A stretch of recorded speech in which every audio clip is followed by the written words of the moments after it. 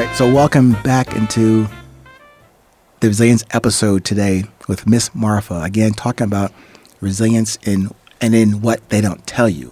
So in parts 1 and 2, we kind of alluded to this area now about whether you're in sports, back to that analogy, you do all things you could do. Your desire, your discipline, your drive got you to being drafted. You're playing on a team, and things happen. Red flags appear, but now because you're there, you're at the top. You're the executive in IBM. You're the man of the household in your family. But something happens, either you or your partner or you and your team. But now you're in it. Now you're in it. How do you decide? You know what? I have to change. Something has to change. The environment has to change.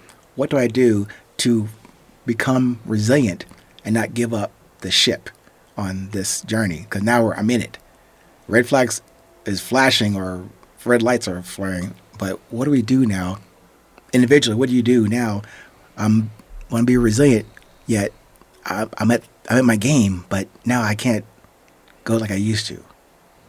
How do we even consider reasoning through that? That now you're not. You had a stroke. You had a heart attack. You had lost a job. I've done all those. But what do you do to then tap into that thing that I'm saying we all have called resilience? You can't go buy it at Costco. How do you go get that and bring it forth and salvage this connection?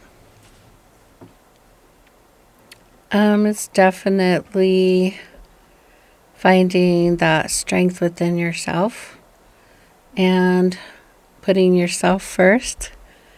I know I was taught that is being selfish because I've always put others before myself. So I had to relearn that and know that is not selfish. And I had to figure that out, especially before my divorce. Is this the best person who should be in my life? Or is he driving me crazy and I just can't no longer be married to this person? And I decided that my life was better without this person. And it was the best decision I made for myself. And been able to move on and happily divorced 5 years. So it was the right decision for me.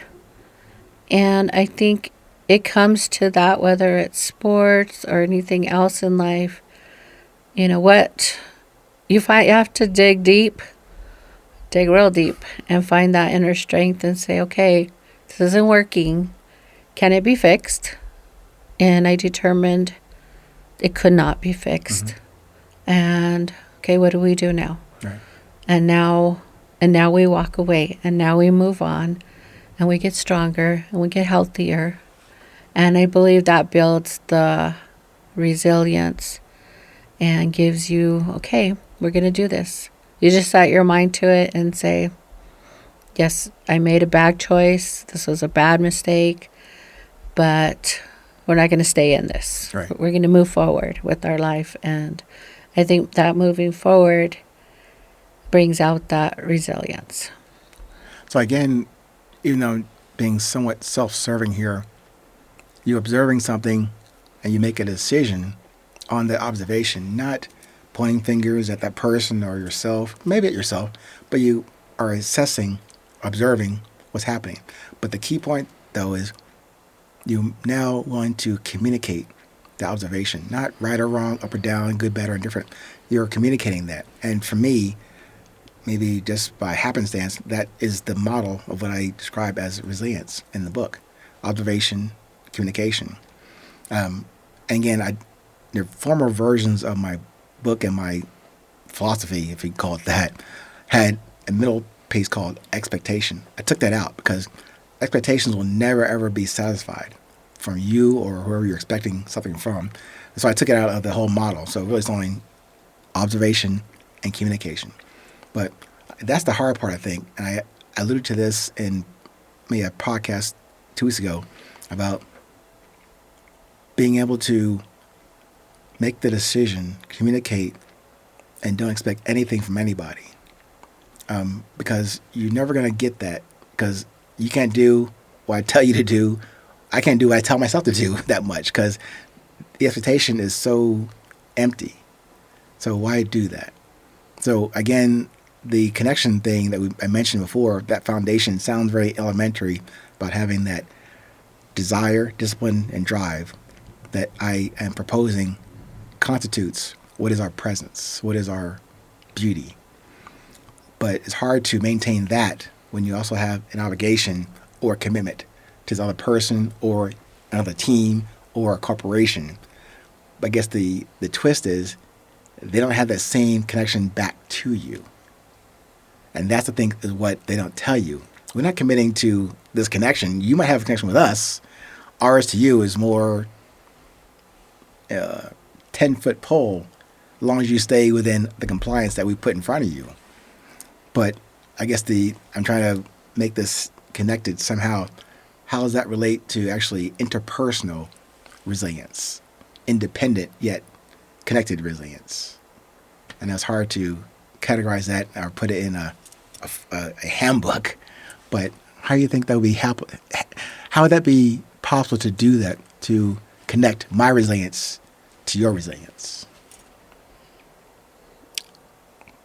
I believe that we can connect ourselves to the wrong people or negative people in our lives, and then we can connect to the positive. So if you're a positive, I'm a positive, then we're going to get a lot farther than versus you're negative and I'm a positive. Yeah. Because it's very hard to bring that positive to even somewhere in the middle. You can't, the negative, you can't fully bring them over. Right. If they're mostly negative.